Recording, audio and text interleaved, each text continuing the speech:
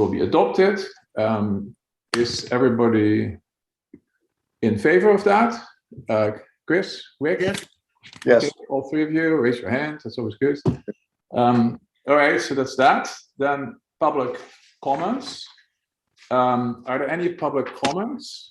I guess staff, do you have anything on the list? No? No public. No, so far we're making great progress here.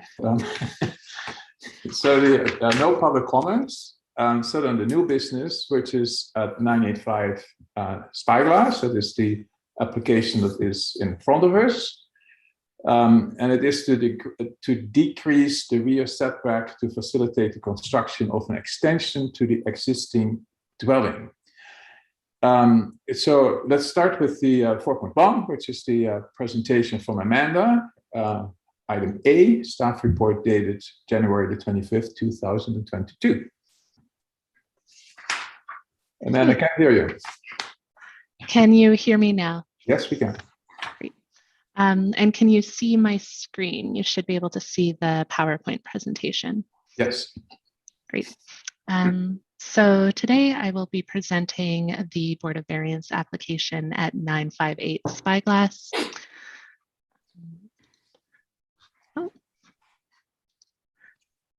This property is a corner lot in the Blue Water neighborhood on the west side of the island. It is zoned Settlement Residential 2 or SR2, which allows for dwelling and accessory uses. And worth noting is there are two neighbors immediately adjacent to the property who have provided written letters of support. The section of the land use bylaw that we are considering a variance for is section 4.5.2, which states buildings must be set back a minimum of 7.5 meters from the rear lot line.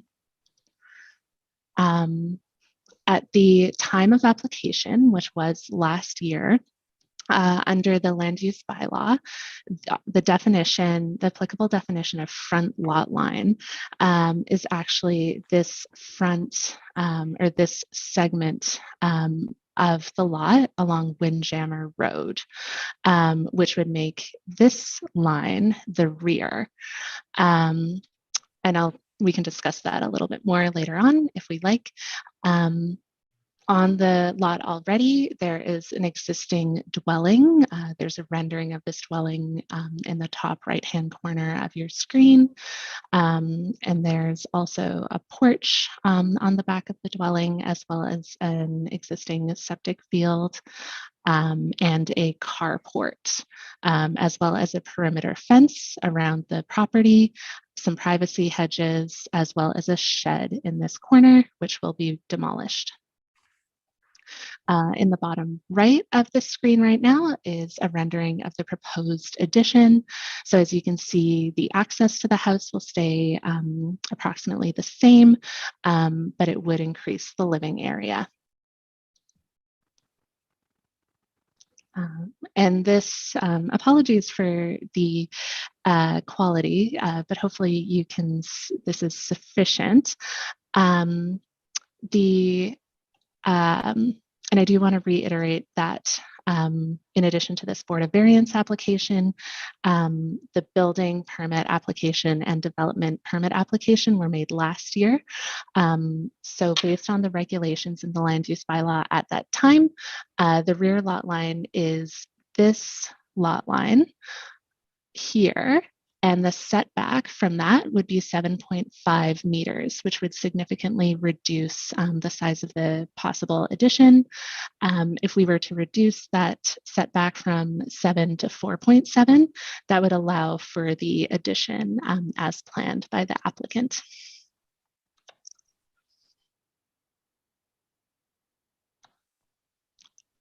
And in terms of reason for this Board of Variance application, The reasoning consists of the road access, which is along Spyglass Road. So this variance, if granted, would treat this lot line more as if it is a side lot line. There is also a stream, an unnamed water course in the road right of way on Windjammer. So in terms of environmental impact, it is preferable if significant development is further away from that stream. The septic area is on this side, on the west side of the house, so that, you know, it is not a best practice to build an addition in that area. And the variance is also requested due to the existing siding and layout of the home. Here are some images from a site visit that I conducted last year. So if you access the property on Spyglass and face south, this is the area of the proposed addition.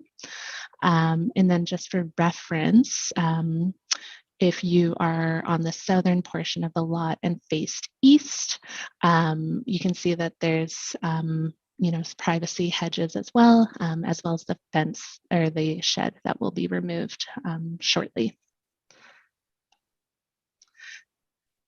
There is a development permit application associated with this proposed development because of an ephemeral stream in the road right of way along Windjammer. So as you can see at the time of the site visit, this street, there was no water present.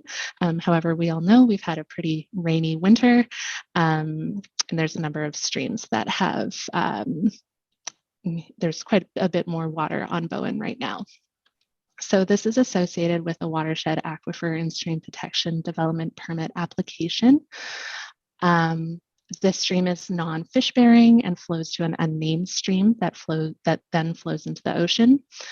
The proposed development is outside of the beds and the banks of the stream and is separated by the vegetation, the fence, the yard, as well as the existing dwelling.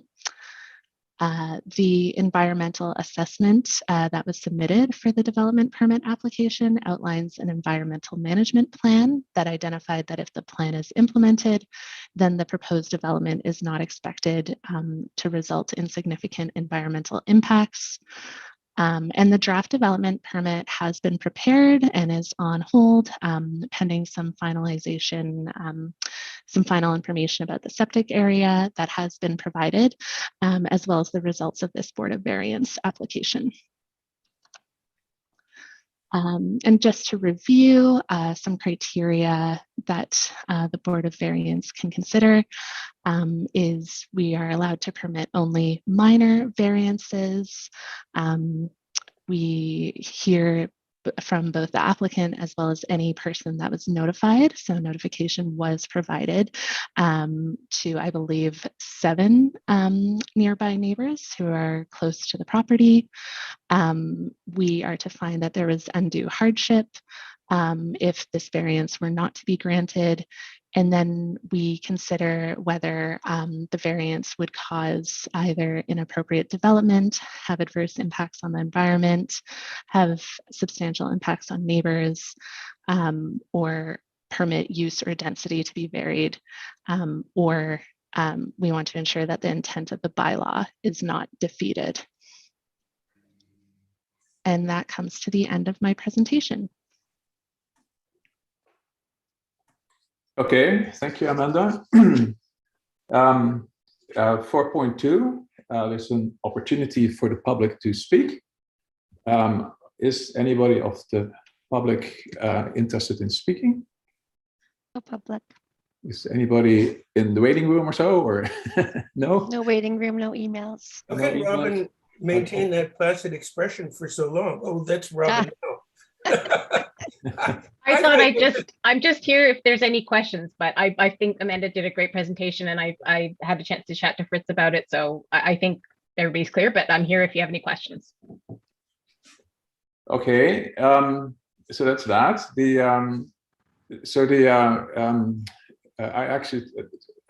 I did visit Robyn's property, but I thought it would be good if we first hear the opinions from the other members of the board. Rick, you started with a few comments prior to the meeting. Could you maybe pick it up from there?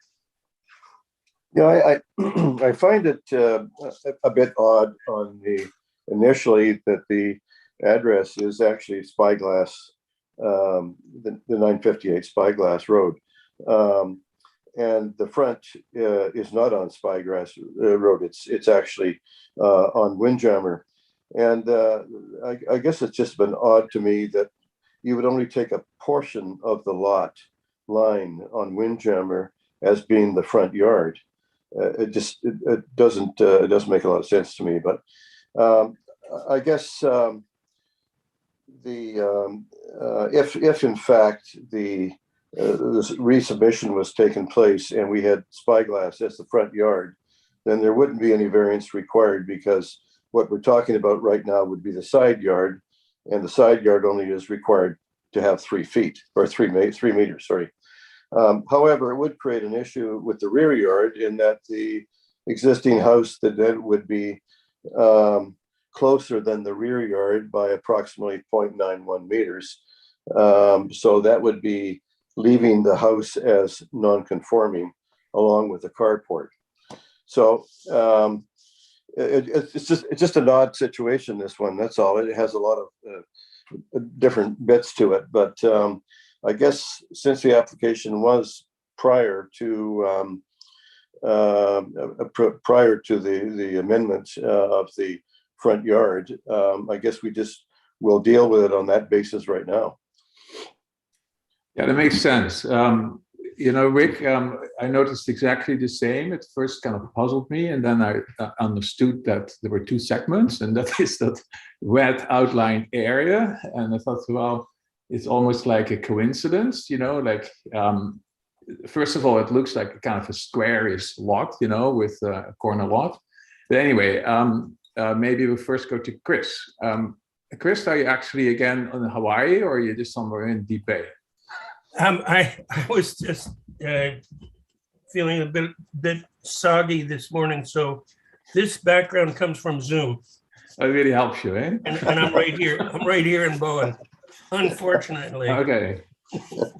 And my house is close to yours, but I never see the sea like that. So Yeah. Well, one day we'll take another trip. Anyway, I don't have much comment on that because I wasn't aware of that change. Why did the only part of the, whether it's front or rear along Spyglass, why was that circled in red about halfway back? What's the significance of that? Amanda, can you please respond to that? Yeah, and I think it's easiest if I maybe pull up the presentation again so that we're all just talking about the same image. So if you can just bear with me a moment here. If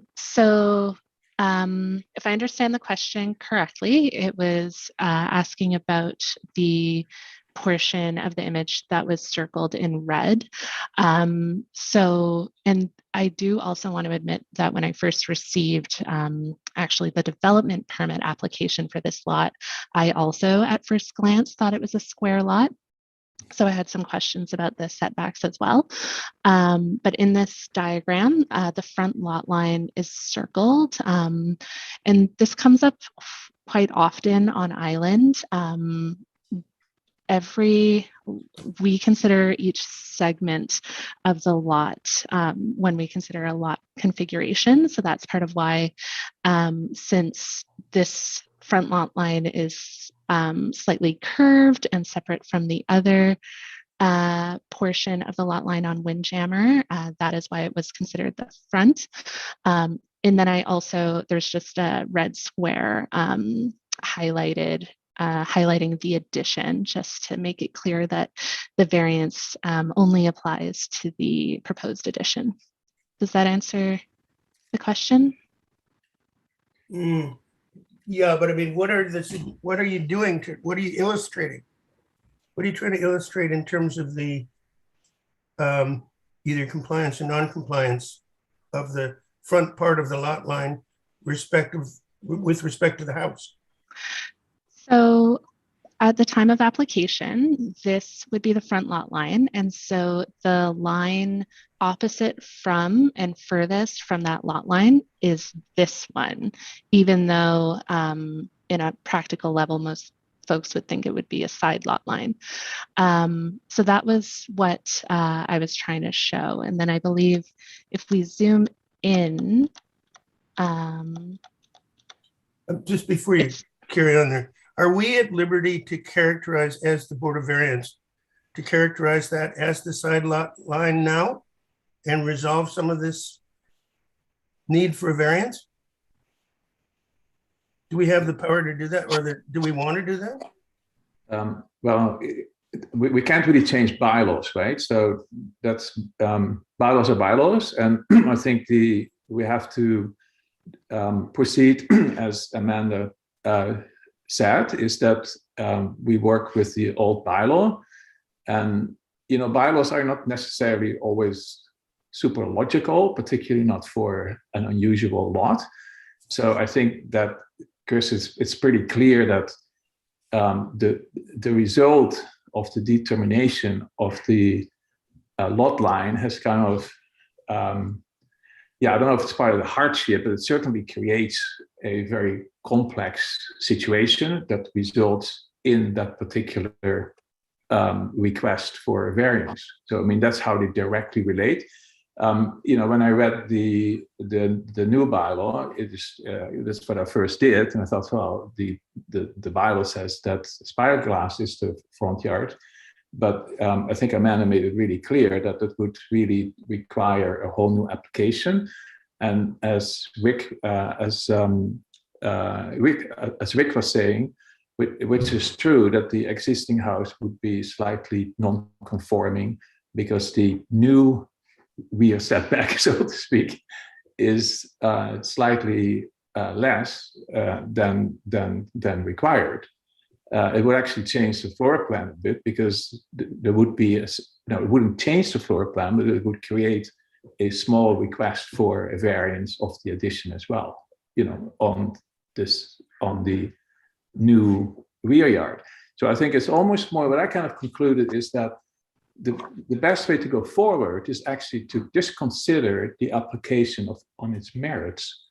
And one thing is, if you go through kind of the objectives of the bylaw, is to kind of protect, or it has to fit in the existing character of the neighborhood, which is a big thing, that the bylaw has an intention and a purpose, and that for corner lots, that is always particularly difficult because they front two lots, and this lot, for the size of the lot, being a really small lot, has a huge amount of frontage along spyglass and along windjammer. So the impact of being a small lot at a corner is huge. However, if you look at the proposal, when the doing is done, that whole open character of a front yard, or a front yard feeling, if you want me to describe it like that, is actually maintained along spyglass and along windjammers. So if you look at it from how does it meet the objectives of the bylaw, I would say it certainly does. Mm-hmm. And then, of course, if you look at the environmental report, if there's any concerns, they would be environmental. I have never seen a more precise, elaborate environmental report in my entire career, so to speak. It's amazing how carefully that is done, and I find that the recommendations of the report are straightforward, and they're all incorporated in the environmental development permit application. So there is a list of there's that environmental management plan, and then after that there is also environmental we call monitoring, to make sure that the environmental report is correctly implemented. So I felt kind of, I mean, I actually looked at the whole report. Being an architect, I found it interesting. But yeah. So for the, maybe what we can do is kind of go through the list. Steph, can you get your list back on the screen there? I think it would be useful. Maybe we use that to move forward in our discussion. Sure. I caught some of that, Fritz. I have to confess, I missed a little bit because we did have someone in the waiting room who I was concerned wants to be a speaker, and I sent them a chat. They did not answer the chat, and they've now left. So the person's name was Dane. Dane, if you're out there. Robyn, is that ring a bell? Is it one of your neighbors or? I do know a person named Dane, but is not a neighbor. So I'm not sure if it's the same person that I do know and was coming to support me or something else, but I had no knowledge of anybody coming on. Okay.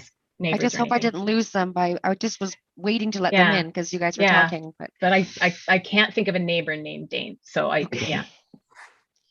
Okay, right. I will share my screen then, and it's a little messy, but I did catch your environmental bit. That was. Can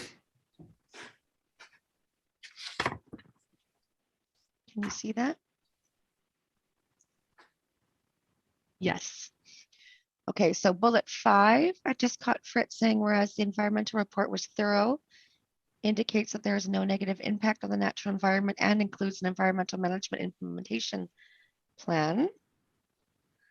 Yeah, so I think we say that one there. You know, when that when that management plan and environmental monitoring is done, right? Then I would not have any concerns with the environmental aspect.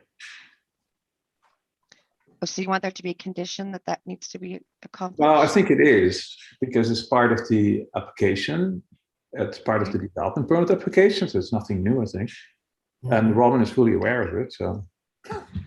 So this is fine. Bullet 5 is okay the way it is? Yeah, sure, it's great.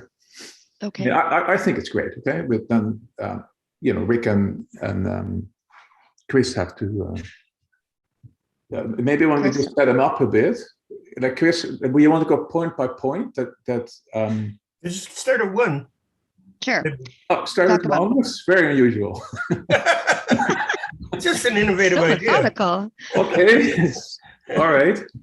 So okay. Whereas the proposed variance is minor or not. Okay. So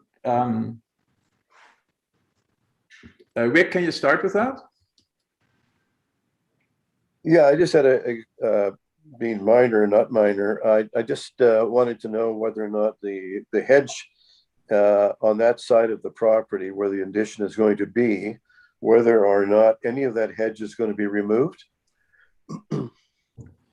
Robyn, you can answer that. Oh, sorry, I'm just getting my base. Yes, the plan is for the hedges on both sides with both neighbors to be maintained and in fact infilled a little bit because we all really enjoy the privacy between our lots with that big hedge. So it's definitely, I'm going to be doing everything I can to keep those and keep them alive. Okay, that's great. Thanks. Aren't the stairs now facing windjammers? Don't they come right down into the hedge that could be infilled? But No, they come into an open space where there's a walkway and flat area. The hedge is really tight along the property line. Yeah, okay.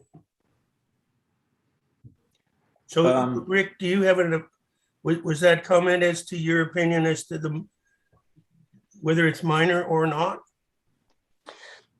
Yeah, I mean, it's a relatively big addition, but it's, I mean, I was at the property yesterday myself and had a look at it, and it'll be pretty hidden in there as well buffered from the neighborhood. So even though the addition itself is not really minor, I think the effect on the overall neighborhood would be minor. Okay, so we can say I would agree with that effect. myself. Fritz, do you agree with that? Well, most of the addition is it's not like the whole red block is the variance. The variance is only the part that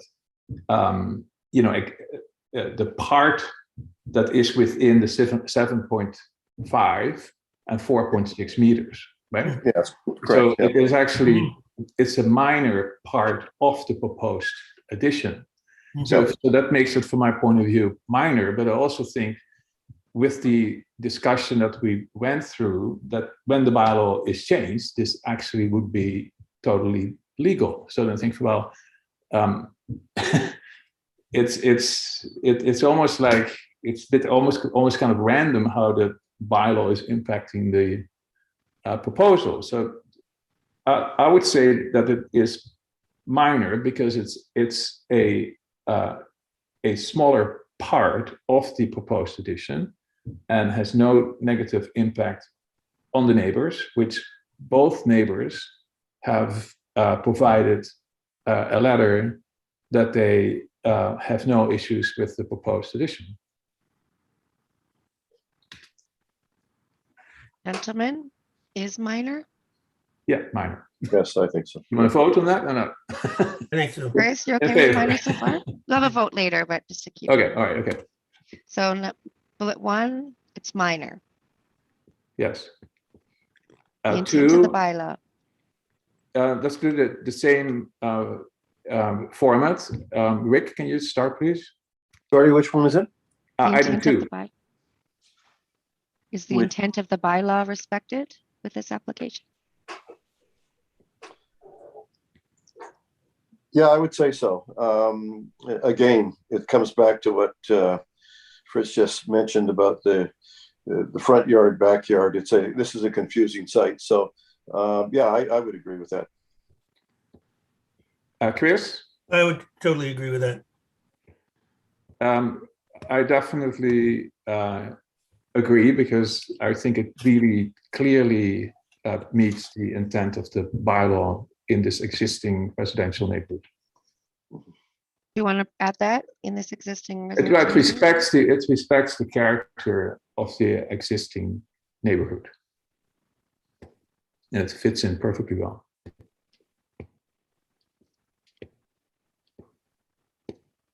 So are we all in favor then? So that's good? Yes. Okay. Item 3, where there is no negative impact on neighbors. There are the 2 letters from the 2 direct neighbors that share an interior lot line, with the subject property. So I would say there is no negative impact on the neighbors in general, because there is no impact on the neighbors that are right against the property.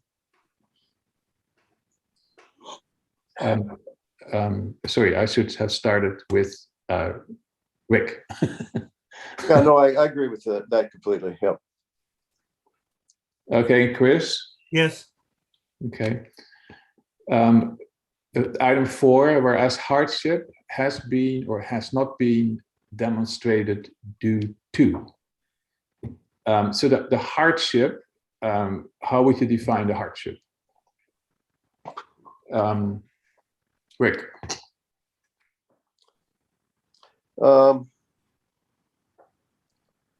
Yeah, hardship is always a tough one. It's but I think they're between a rock and a hard place right here, trying to get an expansion in here. And I think looking at the overall situation with the confusion of the front yard, rear yards, etc., I think under that concern they do have a bit of a hardship in this situation. So I would agree there is some hardship here. So the hardship it relates to the impact of the zoning bylaw and definition of front yard. Is that correct? Yes. There's And the citing corner in there lot as well? configuration. And lot configuration, yeah, for sure. So I would agree with that too. Okay, so did you, yeah. Does that make sense though? Yeah, it's not Confusing the zoning is not really confusing. I would say No. to the impact of the definition of the front yard of the zoning bylaw that was in force when the application was made, something like that. Not enforced. Or is it enforced? Well, it was applicable when the application was made, right? And it's basically processed under the old. I think applicable is a better word than enforced. Okay. Got applied. No, it wasn't applied. So nothing happened because they didn't need the variance, but it was in effect at that time. In effect.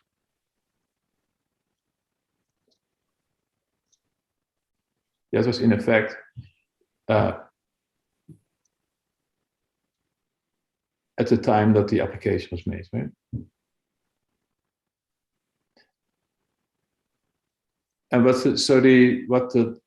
the lot configuration means that actually because it's a corner lot, and the setback under the bylaw that was in effect even further reduces the buildable area of the lot, because it has like a 7.5 and a 4.6 and another 7.5 setback in meters. For a large lot, it is not really significant, but for a small lot, it definitely reduces your options, your design potential, so to speak.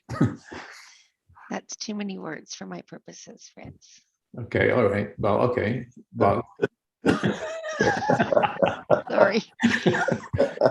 The corner, do you want me to include this corner lot? So, You can abridge Fritz without much loss. okay. sorry. So due to the impact of the definition of the front yard of the zoning. Of the zoning bylaw, yeah, of the zoning bylaw, I guess, of the front yard definition of in the zoning bylaw that was applicable, right? Of the front yard, sorry, of the front yard definition. Yeah. Of the zoning bylaw. Yeah. I think the lot configuration is kind of like almost like a separate sentence, you know? It's contained in the zoning law rather than of the zoning law. You know, yeah, sure, in the zoning bylaw, yeah. Yeah, and then for the lot configuration, the hardship is that it results in a small building area, which is because the rear yard, actually the shared rear yard where the variance is requested at 7.5 meters really reduces the buildable area of the lot further, because there would be like being a corner lot, the yard setbacks affect the buildable area much more than in a larger lot. Now, how you want to capture that? Maybe I can just do some tweaking offline. Yeah. If you can just make sure that the main meaning is here. So the corner lot setbacks results in a small building area. Yeah, and you said it's further reduced by the, or that is significantly reduced by the rear yard setback.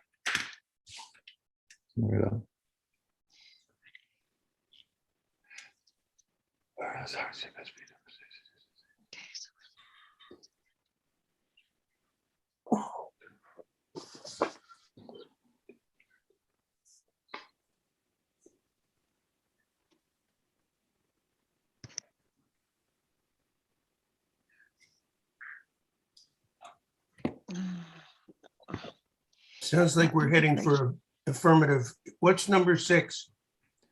Well, there just has to be, it's not quite, staff isn't quite done.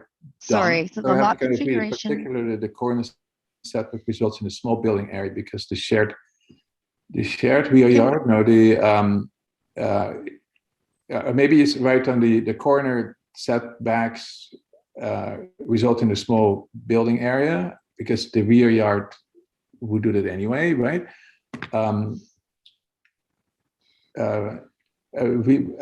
Reducing the design potential or the design options of the for this site.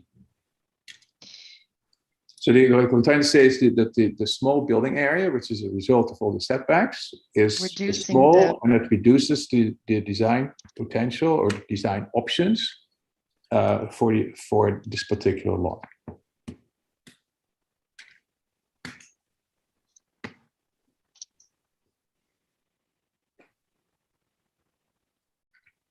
Okay. Okay.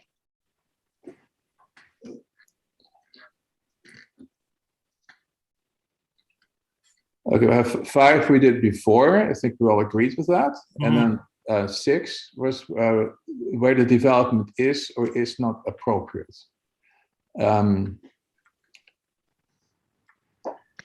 Chris? Amanda, you had some clarity with Daniel on that, or?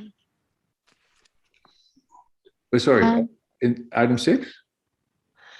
There were staff recommendation as to appropriateness. Yeah, so this seems to be appropriate. There were no further comments from Daniel, Stephanie. Okay, and I think we all agree. Yep. Is that true? Yes. Yes. Chris? Okay, myself too. Yeah. So therefore, be it resolved that the Board of Variance application number BoV 220210355 985 Spyglass to reduce rear setback is allowed with the following conditions. Could I just, there's a small typo. It's 958 Spyglass. Yeah. Right. Just want to make sure that's all on the record. Right. Yeah. Good idea, Robyn. Okay.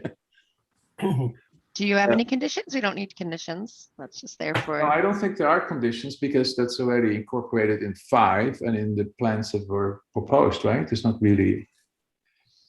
So Rick and Chris, is that true? There's not anything that you want to add to the conditions? No, I don't. Not for me. No, that's good.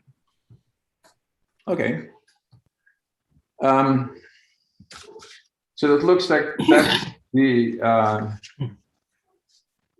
So is there anything else we need to do? It says here the recommendation which we have made. Steph? You haven't voted on it yet. Oh, okay. We need to vote. There you go. Okay. Do you want to get the everybody back on the screen so we can see some people raising their hand? Sure. Okay, so let's have a vote. Everybody in favor, raise your hand. Okay, that is unanimous approval from the Board of Variance. Is there anything else we need to do, staff? Nope. There's 5 next meeting that is to be determined for the planning department. Mm-hmm. And 6 is adjournment. So then we can adjourn the meeting if nobody else wants to make any other comments, or we can thank Amanda for putting the report together. I think that's probably appropriate. It was well done. And thanks Steph for, again, trying to make some sense out of everything that is thrown her way. Well, thank you to the board members for volunteering your time this afternoon. Yeah, okay. Don't get a sunburn, Chris. Yeah, exactly. You know, it's so sunny here, and I can lower the blinds, you know, but I think it's finally sunny, and I'm enjoying it, you know. Mm-hmm. Sure. The same as Chris, you know, like Chris has a different approach. He just gets his palm tree out and sits by the beach.